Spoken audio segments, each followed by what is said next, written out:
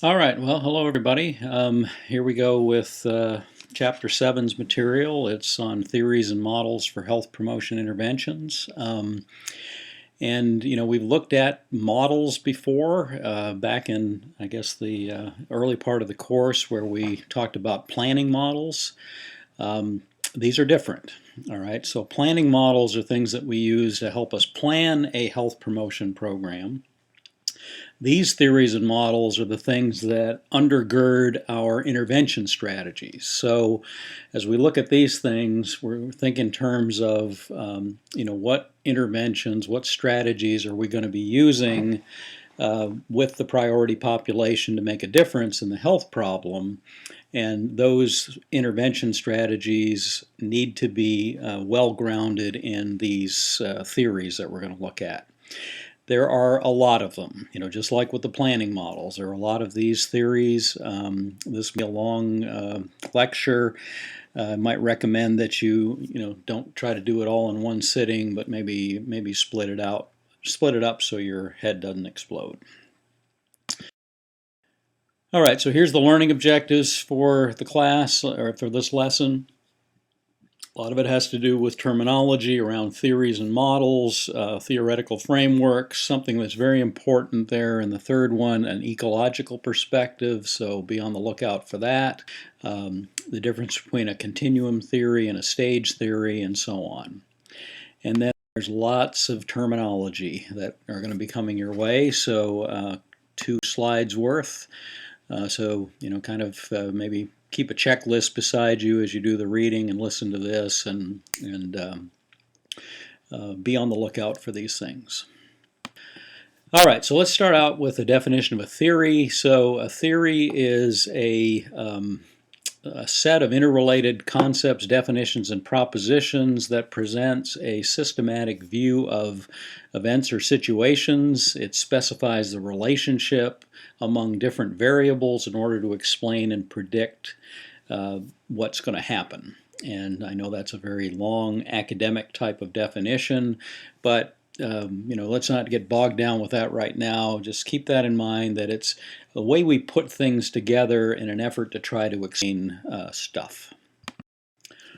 All right, and a model is, it's a composite of ideas and concepts that are taken from a number of different theories, and they're used to predict something. So, a great example of that is forecasting the weather. And I don't know if you've ever tuned into the weather when a hurricane's approaching, and they will try to tell you the track of the hurricane and where it's likely to hit land. And you'll see some significant variations. It might say it's going to go and it's going to hit the Panama City area, or it might hit dead center of Florida and Miami, or it might go up the coast and maybe not hit land until it gets to North Carolina. So what's the difference there? Well, there are different models, and you might hear them talk about the European model or the American model, and it's just a set of different variables that they put together that they use to try to predict what's going to happen in terms of the weather. So think about the theories as being, a set of constructs and variables, and then the model taking all of those variables from different theories, putting those together to try to explain something. Okay, so the theories, as I said before, they form the backbone of our implementation strategies. Theory-based approach, we can be confident in the kinds of things that we're doing if they're well grounded in theory. They usually utilize or are based in best practices. So, we want to have best practices, evidence-based strategies that are built on these theories of either, human behavior change or community level change, as we'll see in a little bit. All right, so fully developed theory is based on a number of different things. The major factors or concepts that influence phenomena, the relationship between and among those factors, and the conditions under which those relationships do or do not occur. So when we talk about theories, we talk about three things being involved: concepts, constructs, and variables. When we talked about validity a little while ago, we talked about construct validity. So a construct is kind of a synthesization of a number of key concepts. Those concepts being the primary elements of the theory, which are the ideas or the propositions, and the variables are the things that we actually measure, within the theory. So again, I'm sure that's kind of confusing. I know it is for a lot of people. Think about that as you read in the chapter. And take a look at an example on page 164 where they talk about these different things applied to the idea of engaging in an exercise program. So there are theories of behavior change that help us to understand why some people choose to try exercise and others don't, and why some people stick with it and others drop out. There's a nice paragraph there on page 164 that explains the relationship between concepts, constructs, and variables in the context of a theory to explain why people engage in exercise. So take a look at that. And if you're still confused, don't worry about it. At some point, hopefully the light comes on. Maybe as we start talking about some of these actual theories, it might become a little bit more clear to you. Okay, so when we do a health promotion program to tackle, a big problem like heart disease or cardiovascular disease, we might use a number of different theories. Back when we talked about planning models, it was probably just one planning model: precede, proceed, or patch, or map, that we were going to use to plan a health promotion program. But a complicated health promotion program can be undergirded by a number of different theories or models. And so here's an example of a statewide heart health program called the Minnesota Heart Health Program, and you can see on the right-hand side that they utilized a number of different theories, different aspects of that comprehensive program. So they utilized social learning theory, the communication persuasion model that we'll look at in a little bit, the model of innovation diffusion, community development model, and problem behavior theory. Another major health promotion effort in California around the Palo Alto area, the Stanford 5 City Project. Again, that was, I think, heart health. But they also looked at or utilized the social learning theory, another one called the theory of reasoned action, the communication persuasion model, similar to the previous one, and again, similarly to the previous one, the model of innovation diffusion. So that's something that's important to understand, is that, depending on the health promotion program that you're doing, you may be utilizing different theories for different aspects of your program. Okay, so anybody that's doing work has to have different tools in their toolbox, and so these theories and models are just that. They're tools in the toolbox. So we have our planning models that we looked at again back a few weeks ago. We use those to help us stay on track with planning the flow of our health promotion programs. But then we also have these theories and goals. We have behavior change theories. We have intrapersonal level theories, intra meaning within the individual. How do I as an individual make changes, make behavior changes, and what factors go into that. And then we have interpersonal, which means between people. So, we all exist, not in a vacuum, but we have significant others around us that can influence us. So, oftentimes our decisions are based on, other individuals that are important to us and how they feel and how they behave. And then we also have community level theories. So if we're trying to get, for example, the Harrisburg community to make some significant changes in physical activity environment or the the food environment. There are theories that will help inform us about how to get communities to change, not just individuals within communities, but whole communities to change.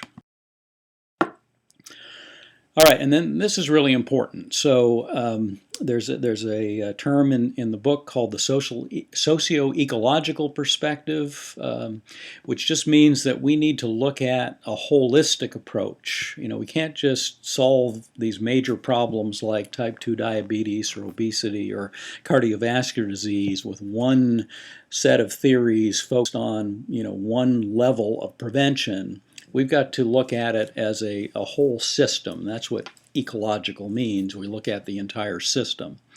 And so if we're trying to do obesity prevention, for example, we've got to focus on the individual level. So we've got to focus on the person. It could be exercise programs, it could be education. We've got to change their knowledge, we've got to change their system, and we've got to change their behaviors. But we recognize, again, that individuals don't just exist in a vacuum. They're part of a family unit. They're part of, they've got a network of friends. And so it also helps to intervene on the interpersonal level, okay, that next level of influence. And then we want to do things on the community level as well. So we change the environment, we change policy to make it easier for people to make the behavior change that we want them to make that will result in the prevention of obesity or type 2 diabetes or cardiovascular disease. And so, there are institutional factors. We get the school system to change, for example, healthier lunches, get rid of the vending machines, get rid of the competitive foods that they sell, the pizza and the sandwiches and so on. And then we, do things on the community level as well. So, we might put in parks, playgrounds, bike lanes, things like that. And then we have policies that we can implement. And those policies could be, making it possible for somebody to set up a farm stand in an area where zoning doesn't permit that. So you change the policy to allow that. Have a little urban farm in an area that was once a residential area. So again, changing zoning regulations to allow that sort of thing to happen. So again, keep that in mind that we need to intervene in order to make a difference in these big problems. We've got to intervene at multiple levels: the individual level, the interpersonal level, and then also the community level. All right, so some of our theories could be classified, that we'll look at, it could be classified as continuum theories, where an individual finds themselves somewhere along a continuum from, not being engaged in behavior change all the way to being fully vested in that. Okay, and there's another classification of theories called stage theories that we'll look at. But continuum, looks at where we exist along a continuum in terms of change. And so, probably our most basic and it's not simplistic, but it goes back to Psych 101 classes, but it's stimulus response theory, and B.F. Skinner and some of those people gave us this theory, and they did it by looking at the behavior of animals, specifically rats and pigeons, and they found that they could change the behavior of those organisms by implementing a system of rewards and punishment. And so you have the concepts of classical conditioning, which just means learning. Instrumental conditioning, again, conditioning means learning. And then you have the concepts of reinforcement, punishment, and different types of those: positive reinforcement, negative reinforcement, positive punishment, negative punishment, and what's called an aversive stimulus. I don't want to spend a lot of time going through those things, but I'll just alert you to the fact that the terms positive and negative don't mean good and bad. What they mean is positive means that you are adding something, and negative means you're taking something away. So if you are going to punish somebody for doing something that you don't want them to do, then you would do what's called, well, one of the things that you could do would be positive punishment, and that would be something like a spanking. So you are adding something to that individual to get them to stop doing what they're doing. And you're adding, in fact, an aversive stimulus, something that's unpleasant, a spanking, or a scolding, shouting. Those are things that are not pleasant, and they are added to the situation to get somebody to do something or to stop doing something that you don't want them to do. Negative, on the other hand, means taking something away. And so you might, if you're working with children, the individuals are playing and they get into an argument with each other over a toy. You might take something away, take the toy away. You might take the privilege away of playing, put the person in a timeout, and so therefore you're removing something in order to get them to change. All right, so as you read through some of the examples in the book, get out of your mind that positive means good and negative means bad. Positive means adding something, negative means taking something away. The concept of reinforcement is where you're trying to get an individual to continue to do a behavior that you want them to do. And so, you might, if a child does well in school, and you want them to continue to do well in school, you might reward them or reinforce them for a good report card. And so they bring the report card home, and maybe you add something, a positive reinforcement, by giving them, let's say, $1 for every that they made. Okay, so that's positive because you're adding something, and you're reinforcing or trying to get that good behavior to continue. All right. Okay, so let's leave that behind for now, and again, do read that part of those things in mind. All right, so now we've got another theory called the theory of reasoned action. It's been with us since 1975.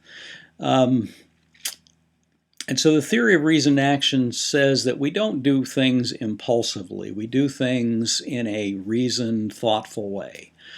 And so, one of the key concepts in this theory is the idea of a subjective norm.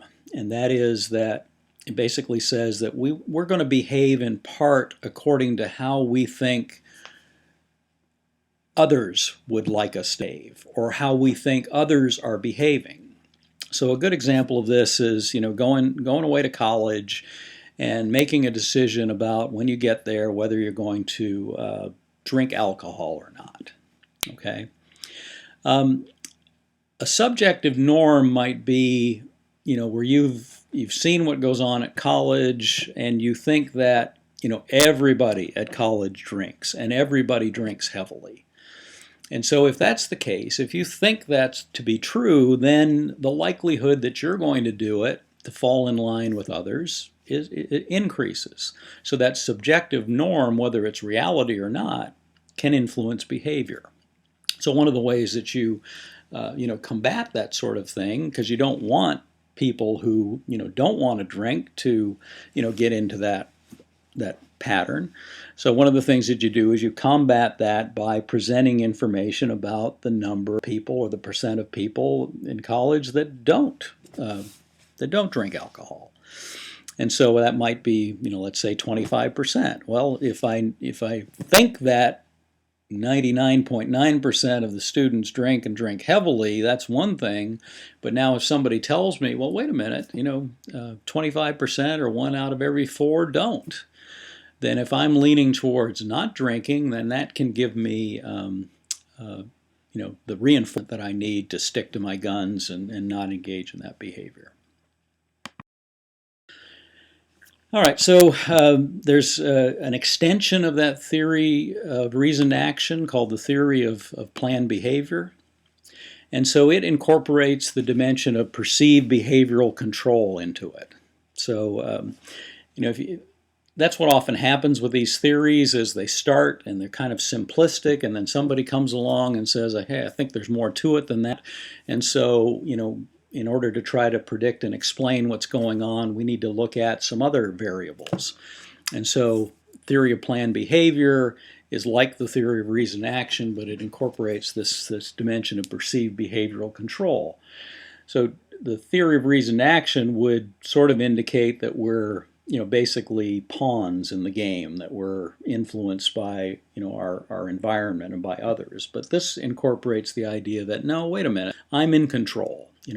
It's called locus of control, whether you exist on a continuum from feeling like a pawn in the game or acted upon to whether you feel like you're in control of your own destiny.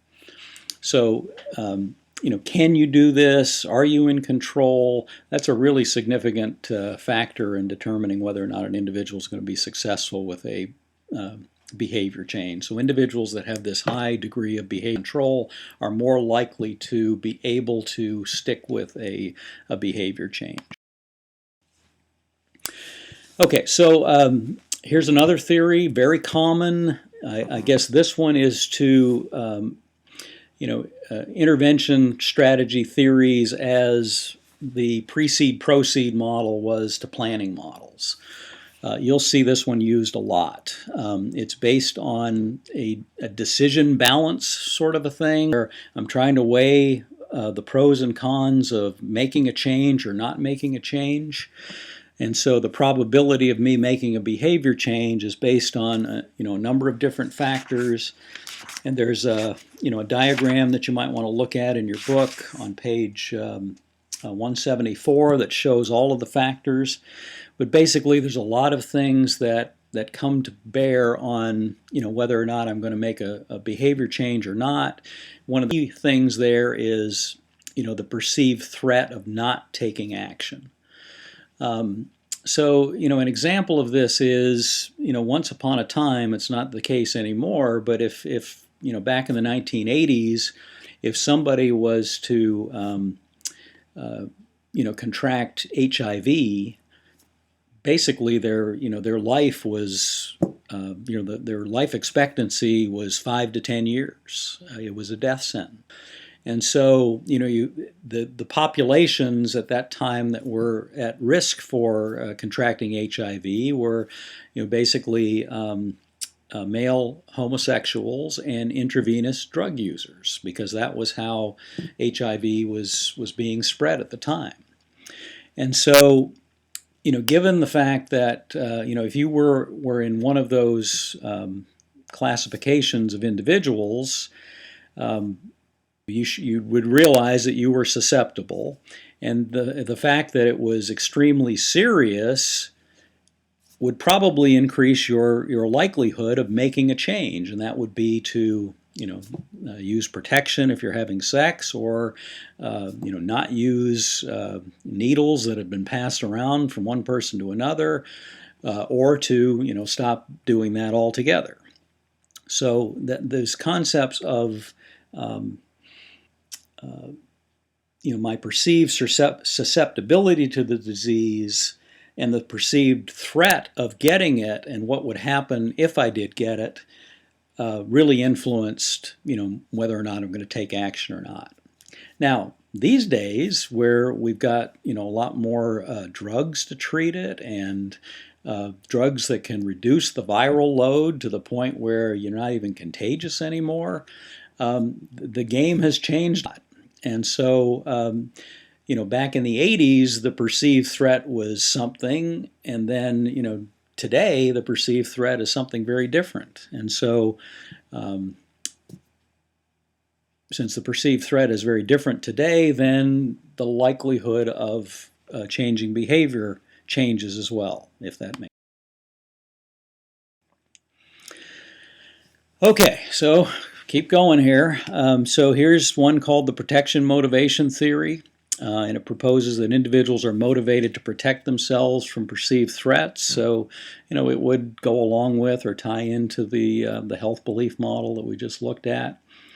employs a cost-benefit analysis. So what are the costs of making a behavior change versus not, and what are the benefits of making a change or not, and so on and so forth. So this says really that we go through this sort of threat appraisal, very intentional cognitive process, and then we engage in strategies according to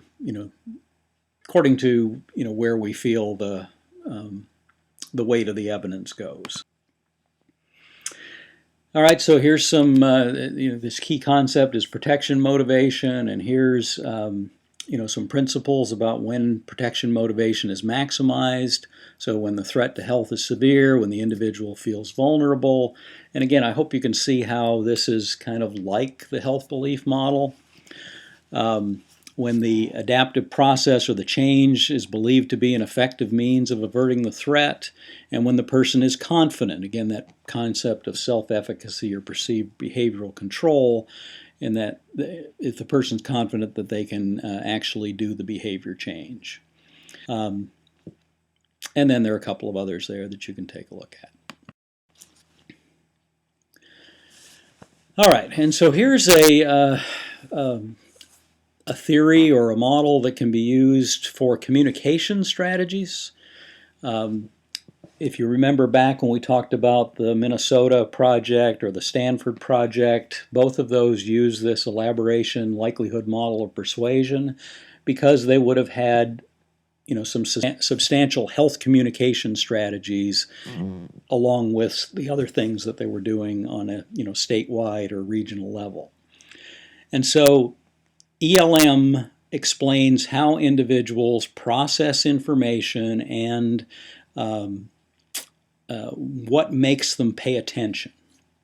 So, we're bombarded all the time with stimuli. If you watch television and, you're sort of doing something else, but you got the TV on, what is it that's going to grab your attention, that's going to make you pay attention and process that information more?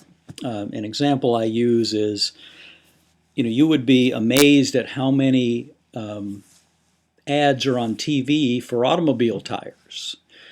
And you don't pay attention to any of those ads. They just sort of go right over your head until when? Until you need tires. And then when tires, then you're engaged and you are starting to effortfully process the information that's coming through your senses. And so, you might see an ad for Michelin tires and an ad for Goodyear and an ad for BF Goodrich tires. And now you're starting to say, I wonder, which one of these would be best for my particular situation. So, when you're doing communication strategies, you're trying to get people's attention, you're trying to get them to process the information that you're presenting, and you're trying to get them to take action. And so, the ELM model is a good one to use when you're planning those communication strategies. Take a look at pages 177 to 179 for more information and some elaboration on that stuff. Okay, so now we come to a classification of theories. We talked about continuum theories, and now we're going to talk about something called stage theories, where and there are several of these, but it's where an individual will pass through different stages as they are going through the behavior change process. And so, the elements of stage theories are you have this kind of category system that defines the stages. There's an ordering of the stages so that you progress through them from one to the next, and so on. There are barriers at different levels that you face that people are going through when they're going through the same stage. And then there are different barriers that people face at different stages. So sometimes the barriers are the same for folks and sometimes they're different. All right, so a classic stage model is what's called the Transtheoretical model. And so there are various stages that one goes through when they're making a change, and those are 6 of them. They're pre-contemplation, contemplation, preparation, action, maintenance, and termination. Okay. And it's also based on Lewin's concept of decisional balance, where we're kind of weighing the pros and cons of changing or not changing. And then the concept of self-efficacy or control. Do I feel confident in my ability to make this change? Very, very important. And then finally, the processes of change, and there are a number of those that you can take a look at, but definitely some things that people go to, lean on, or whatever as they're going through the change process. And here's a diagram of the Transtheoretical model, and so it kind of starts up here at the top with pre-contemplation, and then goes to contemplation, preparation, action.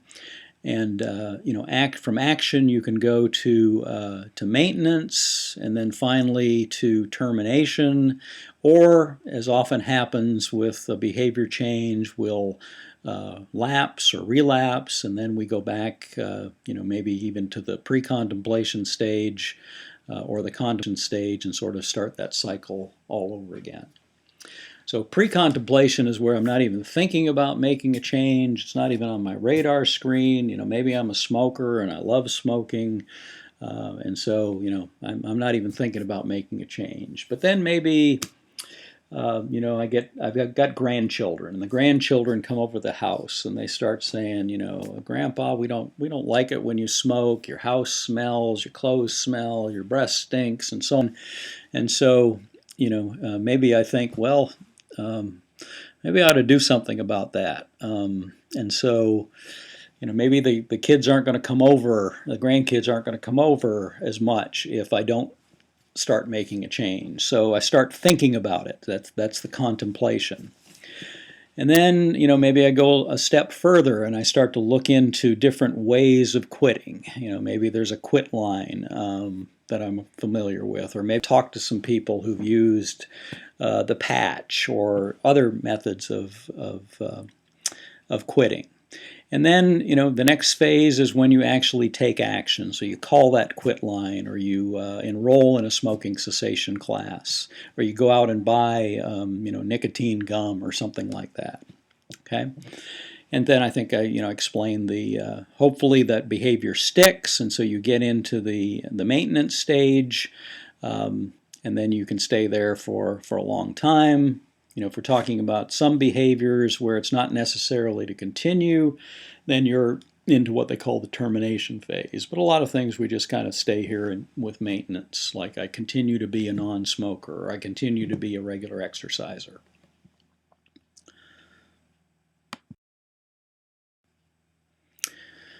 All right, it's another stage model. It's called the Precaution Adoption Process Model, or PAPM. And there's an example here about protecting yourself against HPV, the human papillomavirus, which can increase your risk of getting cervical cancer. So you hear about this vaccine, and so you kind of go through these stages. So stage 1, you're completely unaware of the issue. I didn't know there was a vaccine that could protect me against HPV. Stage 2, you're unengaged by the issue. Well, I heard about it, but I haven't really thought about it. Okay, so again, you can kind of see the stages of change here. Stage 3, you're making a decision about whether to get it or not. So I'm not sure. I'm still trying to decide whether to get it or not to get it. And then stage 4, we've decided not to act. So I thought about it. I've decided that I'm not at risk, or I'm not going to get the vaccine. Or stage 5, and if you can sort of visualize this as we're coming down from the top, and then all of a sudden we're going one direction or the other. Stage 5, we've decided to act. I've decided to get it, and so. Then you would obviously take action to go to a physician and get that vaccine. And then, stage 6, where you've acted, or you're acting, where I've already gotten it. And then stage 7 is maintenance, and in this case that might involve going and getting the booster shots, because I understand that the initial vaccine isn't enough, that you have to go back for at least 1, maybe 2 boosters for the vaccine to be the most effective. All right, so here's another one, and this is what we would call an interpersonal level theory, where it involves other individuals. It's Albert Bandura's social learning theory, where learning occurs primarily through watching others, modeling others, and then being reinforced by others. It incorporates Bandura's concept. He was the one who gave us this idea of self-efficacy, or self-confidence is a synonym for that. And then efficacy expectations. Do I believe that I'm going to be successful? And then, what do I believe is going to happen as a result of my making a behavior change? So, we often do things because we see other people in our lives doing things and being successful. So, I might, if I've got an older brother and my older brother played football, and I see that my older brother was a hero at the high school and he had, great success, and I might want to follow in his footsteps. That's modeling. And so I go out for the team and I make the team. That's reinforcement. And so, and then I start to play and I'm successful. And so I'm getting reinforced by the fans. I'm getting reinforced by my teammates and my coaches. And so reinforcement, again, going back to, stimulus response theory, is, getting rewarded for things that you're doing that have you continue to do those things. Okay? All right, and so this relates back to the Transtheoretical model. So this was a bit of an add-on to the Transtheoretical model. And so what happens in that process of lapsing and relapsing? So, a lapse is just a single slip or mistake. And so if I'm, trying to quit smoking, and, I'm being fairly successful, but then, there's a day where, it's just very stressful, and I'm in a situation where I used to smoke, and lo and behold, I light up a cigarette and smoke it.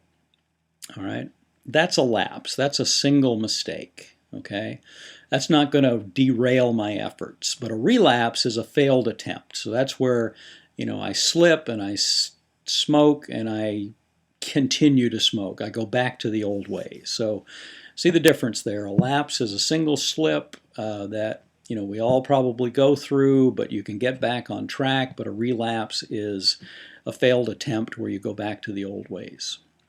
And so what we need to do is recognize that people are going to have those things, and so we try to prevent that. We try to do relapse prevention. So we look at things like, okay, what are the triggers for this person that would cause them to smoke? Maybe it's stress. Maybe it's being in a particular environment or with particular friends. And so, we give them coping strategies that they can use when they get into those situations so they don't lapse or they don't relapse. Dr. Funke and I were both trained as smoking cessation trainers at one time, and it talked about the 4 Ds. So when a person gets cravings, what do? Well, one of the Ds, delay. So just delay, and eventually that craving is going to pass. Another one of the Ds is do something. So go take a walk, or get your mind off of it. Go exercise, something like that. Another one is drink water, because that can help to reduce the craving. So we think about those Ds, and that can help an individual to prevent relapse. All right, and so here's again a diagram of the cognitive behavioral model of the relapse process. Won't take a lot of time to go through this, but you can take a look at that in your book and see if that makes sense to you.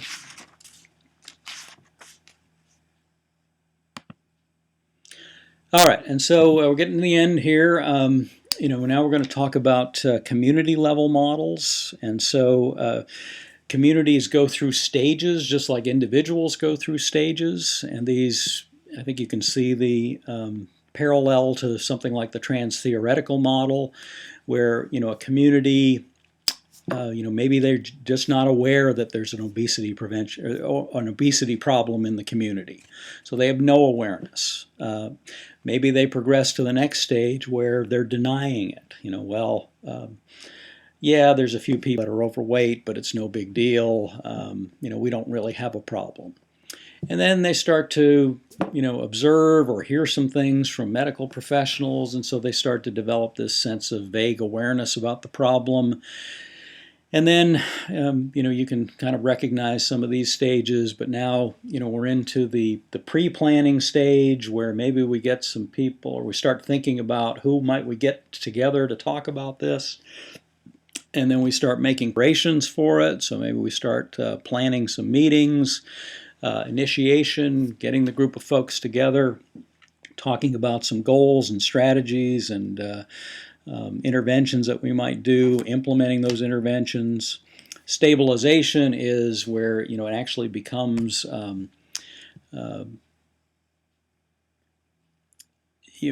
recognized program. Confirmation and expansion is where we take that program and we to add to it and expand it.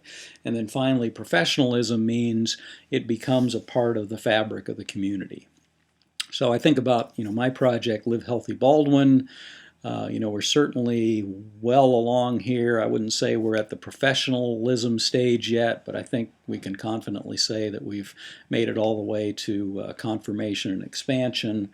And my goal for sustainability is that it, starts to become part of what city and county government do. Maybe even they have an office of health or office of active living or something like that that recognizes that they need to do those things for the people in the community, and they take that on.